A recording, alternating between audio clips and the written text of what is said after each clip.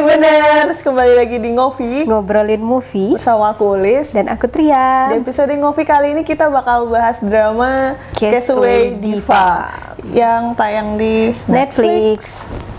Jadi Castaway Diva ini diperanin oleh Park Eun Bin, Kim Hyo Jin, Choi Jong Hyuk dan Cha Hak Yeon. Nah, Castaway Diva ini nyeritain tentang seorang remaja yang bercita-cita mau jadi idol. Ketika dia dalam perjalanan menuju lokasi audisi, di perjalanan dia tuh ada insiden yang membuat dia tenggelam kemudian terdampar di sebuah pulau selama 15 tahun.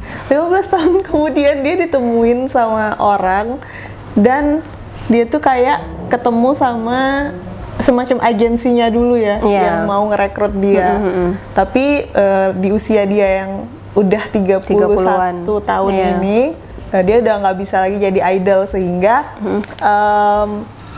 jadi mimpi itu tuh agak sedikit terkubur lah ya. Jadi dia berubah haluan gitu nggak sih, kayak jadi manajer ya sekarang profesinya, tapi tetap dengan orang yang dia idolakan di masa itu, kayak gitu. Kira-kira seperti itu ceritanya. Iya. Nah, ini tuh belum tamat, baru setengahnya, 6 episode.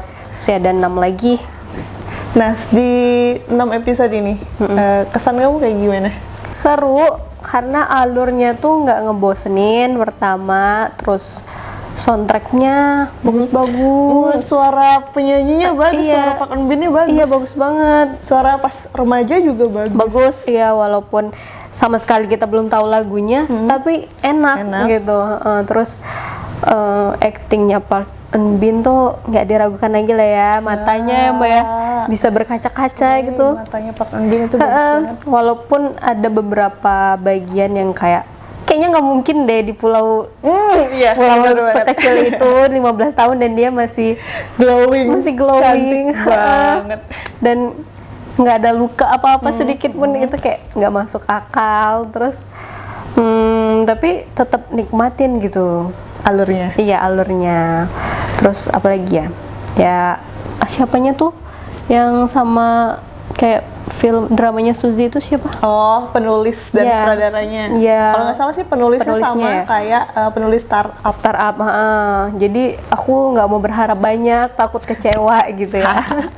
Jadi cukup menikmati aja dulu. Sampai sejauh ini masih asik-asik aja. Iya, sejauh 6 episode ini kita tuh kayak dikasih misteri ya, untuk mengungkap ini siapa sih sosok Ki-hoo di masa lalu dengan dua orang kakak beradik di masa sekarang tuh siapa sih Ki-hoo yang sebenarnya gitu. Tapi di episode 6 terakhir tuh kayak udah dikasih clue juga.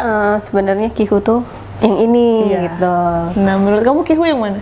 Iya, si Pidinim itu deh. Dia jadi Pidinim nggak sih? Iya, Pidinim. Kayaknya dia. Terus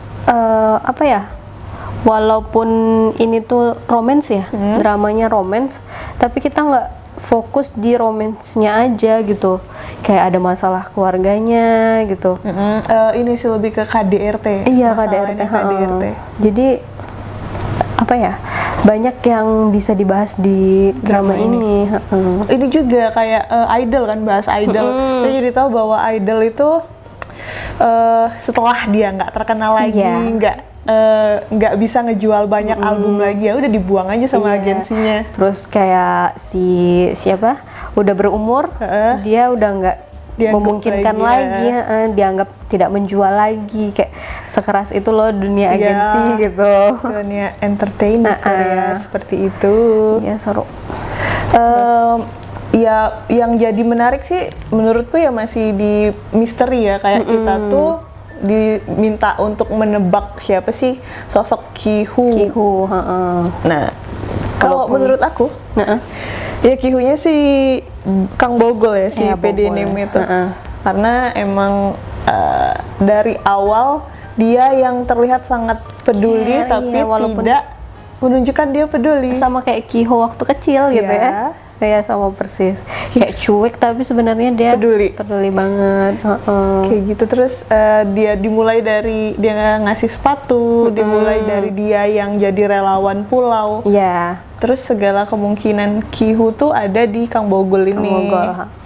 Terus terakhir kali di episode 6 itu tuh kan ada adegan bapak mereka tuh mukul kan? Iya, mukul mereka berdua dan Ki-hoo-nya bukan Ki-hoo yang jadi korban. Iya, si yang satu lagi. Yang kakaknya ini yang ternyata yang amnesia. Dia bukan Ki-hoo-nya. Iya, kalau pertama-tama kan mungkin kita nebaknya si Ki-hoo tuh pakai kacamata. Iya. Sedang kakaknya di masa depan juga pakai kacamata. Iya, dan lupa ingatan. Oh, ini Ki-hoo nih. Tapi ternyata bukan. Iya. Nah, terus ini temennya di masa lalu juga kan yang jadi agen asuransi. Yang kecelakaan. Nah, itu kan sempat ada obrolan bapaknya masih nyari Ki-hoo nih. Iya. Ayo kita kasih tahu Ki-hoo. Berarti kan Ki-hoo tuh ada obrolan sama temennya itu dan dia nggak lupa ingatan gitu berarti. Iya, benar. Dia hanya mengganti identitas. Dan yang jadi misteri selanjutnya sih menurutku kayak alasan kenapa mereka menutupi. Maksudnya kenapa sih nggak diungkap aja, toh mereka reporter gitu loh. Iya. Nah itu kan yang jadi belum dijawab gitu pas terakhir kemarin. Iya, benar. Dijelasin tapi nggak dikasih tahu ke penonton. Si kakaknya itu ngejelasin kan, si adiknya ngejelasin pas di sungai itu. Terus pas terakhir juga kan bapak mereka yang sekarang juga ditanyain kenapa sih apa alasan cerita apa yang terjadi di masa lalu, cerita lengkapnya kayak gimana. Tapi belum dikasih tahu kenapa disembunyiin, harus sampai mengganti nama gitu. Iya, terus aku juga penasaran kan di drama itu tuh ada part-part ada nenek-nenek nggak sih? Kayaknya aku nangkepnya itu tuh Yoon Ranju pas udah tua.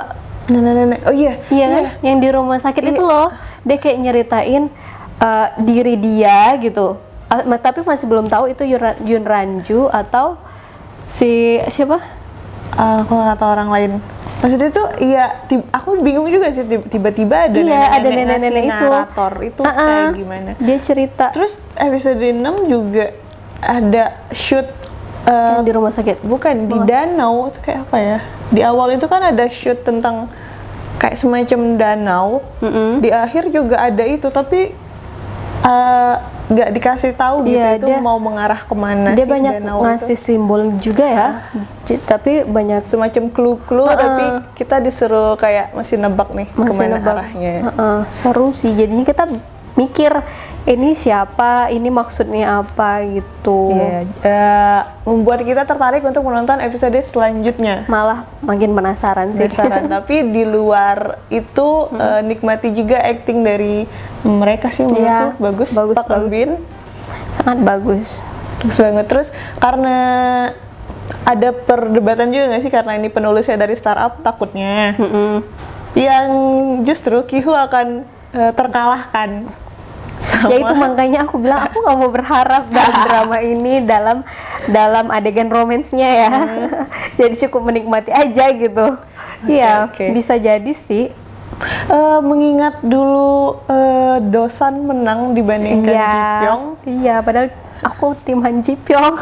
Kalau aku Dosan dulu. Oh iya. Tim Dosan karena aku lebih suka sama yang berusaha. Oke, iya. Nah di sini ya berdua itu berusaha sih. Iya, cuman ya gitu dia nggak ketahuan aja gitu si Han Ji Pyongnya ini karena nggak ngasih tahu. Semoga tidak ada Han Ji Pyong selanjutnya.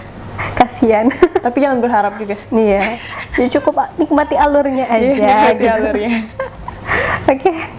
Apa lagi? Segitu aja. Jadi kita masih menanti episode selanjutnya. 6 episode lagi Castaway Diva. Rating sejauh ini perlu nggak? Sejauh ini perlu deh. Sejauh ini karena aku menikmati aku 4. Aku 3,5. Oke. Nggak tahu nanti. Ya ending. Rating ending. Oke, segitu aja review Castaway Diva episode 1 sampai episode 6. Sampai jumpa di movie selanjutnya. Dah.